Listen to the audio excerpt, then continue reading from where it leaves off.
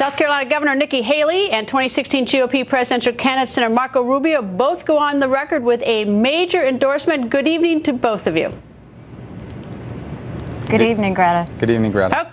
Okay, Governor, first to you, although I think it's pretty obvious looking at the screen, you are endorsing in this South Carolina primary and the 2016 race. Do you care to share it with the class, as the nuns would say?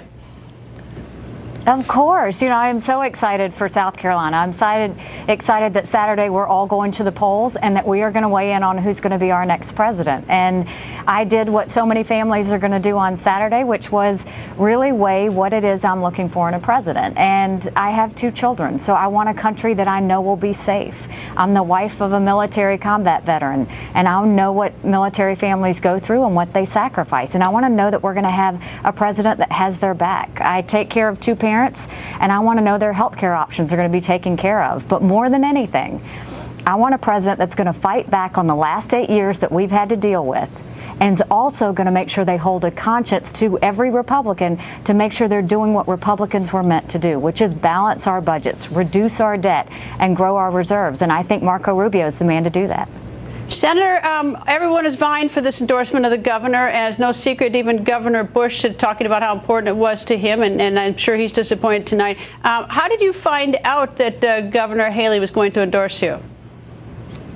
Well, we had a chance to speak over the last few days, but obviously I knew she took the situation very seriously. It's an important decision. You know, she has built up an incredible reputation here in South Carolina and across the country. I mean, it's one of the things I said is we'd love her help beyond South Carolina. I think people all over the country admire her very much. And so we were excited when we got the word that this was a real possibility. And for us, and for me, and I've said this before, and I would say, despite the endorsement, I would say this, she represents everything I want the Republican Party to be about: fiscal responsibility, a limited federal government, all the things that our government should be about and all the things our party should be about, she embodies.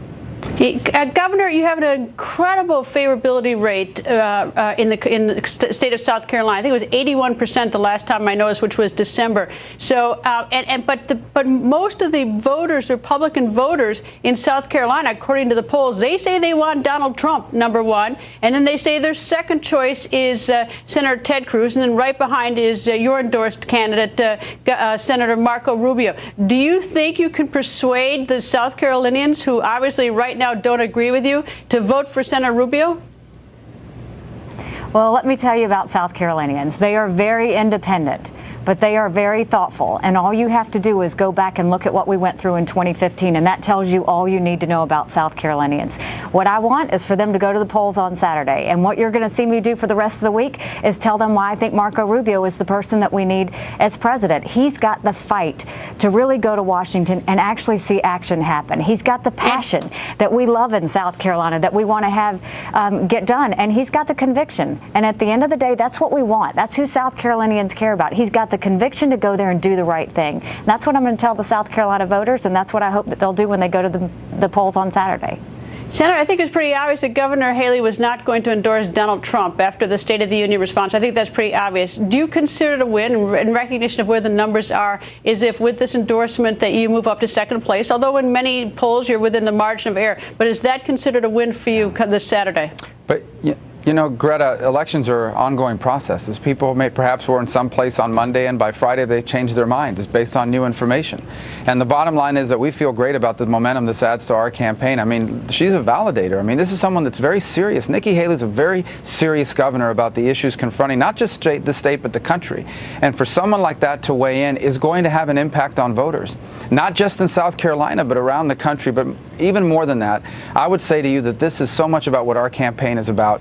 Her and I both share a common background in the sense that our parents weren't born in this country. They worked hard their whole lives to give their kids a better chance. That's what America's about. That's what conservatism is about. That's what we want the Republican Party to be about. And that's what this is going to give us a chance to make this election about. Governor, did you make a phone call to Governor Jeb Bush? I know at least it was reported that President Bush 41 and 43 at least made an effort to persuade you to choose Jeb Bush. But did you have to make that awkward phone call? Because I know you've been friends with him for years. I made a phone call out of respect and out of the fact that he's a dear friend. I also called Senator Cruz today and let them know that that I appreciate their willingness to serve and that I appreciate their sacrifice and that our country was blessed that they took the time to run for president. But I did tell them that I was going to endorse Marco and that I had thought very hard about it and appreciated their time and their conversations, and they were very graceful.